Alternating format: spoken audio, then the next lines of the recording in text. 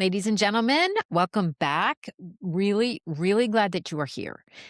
I want to talk about relationships in the workplace. And what I mean specifically by relationships is how do we work with other people, influence other people, communicate, and simply build a relationship that is going to help you succeed and also normally help the other person. And the reason why I want to talk about this is if I look back at the people who I have been coaching for the past 3 years intensively, there is always a relationship component in our discussions and in our coaching. Let me just give you a couple examples, and then I want to detail or maybe give you more of a framework in terms of how to think about different relationships at work. And then I will be deep diving into these more over the next few weeks. But I want you to take away today that building relationships will help you succeed. That is the bottom line. It is very difficult, and you will feel like you are swimming upstream if your relationships are not constructive. I want to say positive, at least neutral. And let me start off first just talking through some of the situations that I've seen and why relationships are so important. The first one is I've worked with clients who want a promotion. And when people want a promotion, normally in organizations today, there is not one person who decides that. At very senior levels, a lot of different people will weigh in. So, building relationships to help you get a promotion is one of the things that you should be thinking about. Maybe you have a new boss. I also see this quite a bit. A new boss has come in, they are making changes, they are doing some hiring, maybe some reorganization. And this is either an opportunity for you to take on different responsibilities, bigger responsibilities, or it could also be a little bit of danger for you if the new person is bringing in new people and maybe want to push you out. Maybe other things that I'm seeing frequently, just tense relationships between very senior people who should be working together. And for some reason, they're not. And so it hinders and puts a weight on moving important initiatives forward. Another situation that I've seen frequently over the past couple of years, people taking on a huge amount of responsibility, meaning they are inheriting large teams. And when we want teams to work, move forward towards one goal, etc., it's all about relationships. So we, especially in senior positions, almost every single conversation I have is about relationships. And a lot of it, the reason why I think it is so important, and I would love for you to hear this, is that people still in very senior positions think that their job is to execute, think that their job is to do things well, is to hit the objectives. And yes, of course, that is part of it, but that is not all of it. In order to do your job well, to be successful, you need other people, whether that's alliances, um, it's how you influence, it's how you have each other's backs. And I want to caveat this from it also building relationships has to be authentic. I never support gossiping, stabbing people in the back, being manipulative. Those things I will never support and never suggest doing, ever. That will always turn against you. So I am talking about being authentic in the way that you build relationships. And so I want to walk you through the way that I've been thinking about this. And I do want to also put out that it's become such an important part of the work that I do that I am now writing about this on Substack. So if you are also new to my podcast, or if you've been here forever and you'd also like to deep dive into these topics, my Substack which is a platform, more long-term content, long form content, where I'm writing about this, what I'm seeing. And so there's a free version. There's also a paid version where I'm going to be deep diving into different situations that I'm seeing specifically and how to work through those. So that's what we'll be doing once a month over on Substack. So I invite you to subscribe. Because politics, because it all comes down to relationships and politics. And for me, it is not a dirty word. It is something you need to be at ease with. So, what are the different types of relationships that I see at work? And I want to put this under the umbrella is that when you are building a relationship, I think you also need to be very clear about what your objectives are in your job. For example, are you bored and you want to stretch yourself? Are you looking to move up? Are you looking to transfer? Are you looking to push an initiative through? Are you looking to get funding? Are you looking for financial recognition? Being very clear on what you want will help you build your relationships. Because yes, we are all stretched for time and we don't have time to spend 80% of our time building relationships, but being intentional about it is going to help you succeed. So once you are intentional and and you have decided what your objective is, then the next question becomes, what relationships will make this possible? And not all relationships are equally important.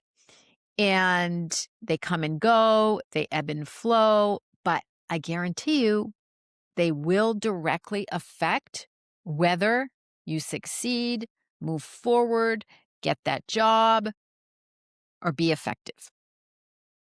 So these are the 4 types of relationships I see most often and that I would like you to think about. The first one is strategic relationships. So a strategic relationship, and I'll give you an example of me. I had a job, I was the head of a business unit, and there was a global team that I wanted to work on. As soon as I started in this company, I knew I wanted to be part of that team. I thought the women were amazing. I thought the leadership was incredible. The opportunities and working with the global clients was one of the most interesting things that you could do in this company. And there's not a lot of jobs that come up in that department, but I wanted one. And so I started being very strategic about building relationships with people either in that department or people who could influence that department. And so, because I knew that when a job was going to come up, an opening, didn't know when, but I wanted several different people to think about me. And I wanted them to say, Have we thought about Karen for this role? And so those are a strategic relationship are the people whose support, opinion, alignment will determine whether your objectives move forward or not. And so in this case, I wanted to move into that department. And so I spent about 2 to 3 years building relationships with people in and around that department, very strategic relationships. Um, and I ended up getting a job. So it works. So think about what you want to accomplish. Usually, strategic relationships are a little longer term because they also take time to build. And I built relationships with those people. To the day, 15 years later, I still am, they were amazing colleagues, and we are still friends and supporting each other in different ways. So think about strategic relationships as people whose support or alignment are going to help you move something forward that is usually bigger and long term. The second kind of relationship is an operational relationship. And that can be something like if you need to get something done, you need to build a database for your client, you need to make a film, make a short video for a presentation that you're doing. It could be just working on a project. So operational relationships influence whether there is an outcome. And so in that case, the question to ask is who is responsible for making this happen? In today's world, most companies are in a matrix-like situation. And so building those relationships, knowing who can help move things forward, if there's a barrier or a blocker, who can help. And it's not waiting till the last minute to develop those relationships. It's thinking ahead of time. Okay, I know this year I'm going to have to do some data analytics, and it's thinking about what relationships exist with the people on your data analytics team. How can you build those relationships? How can you help them? Coming back to my point about authenticity, it's not just about what they can do for you, it's also about what you can do for someone else. So, in short, those operational relationships are going to determine whether work happens consistently and well. Can also be for your team and the people that report to you. Those things would fall under operational relationships. The third type of relationship is political awareness relationships. And those are people who shape how things are perceived or interpreted. They might not be a decision maker, but they do influence how decisions are understood, um, discussed across the organization. So, yes, it could be an executive assistant, it could be chief of staff, it could simply be people who have been in the company forever and who know so many people. It's those informal opinion shapers that exist in every organization. And this, I just want to put the caveat out, is that this is not about gossip. I do not support gossip at all, but my executive assistant that I had for about 6 or 7 years was the most well-connected person in the entire company, and or one of them. And so being aware of who she knew, um, what kind of information she had access to or not, and I'm not talking about sharing confidential information, but just knowing who knowing who's shaping the narrative, let's put it like that, and paying attention to what individuals say. And then there's trust relationships. And those you always need one or two. It's who can you rely on? Who has your back? Whose back do you have? And those types of relationship, a trust relationship, it doesn't exist so that you can advance a project or influence perception. It is to help you think clearly as a leader. It's to have somebody who is going to tell you the truth, somebody that you can speak honestly with. If you screw up, they will tell you. They're going to give you honest feedback. It might be a place to test ideas. Could be a mentor. I personally, over my 28 years in corporate, often it was a trusted peer. Could be an external person, but for me, it was always a peer. And these relationships help give a different perspective around your judgment and your opinion. Super, super valuable. So the takeaway here is it is not simply networking and building relationships. It is one, being clear about your objectives and what you need to accomplish. Two, understanding which relationships affect those objectives. And three, it's investing your time accordingly. And because some things are long term, some things are more temporary, some things are transactional, and that is okay too.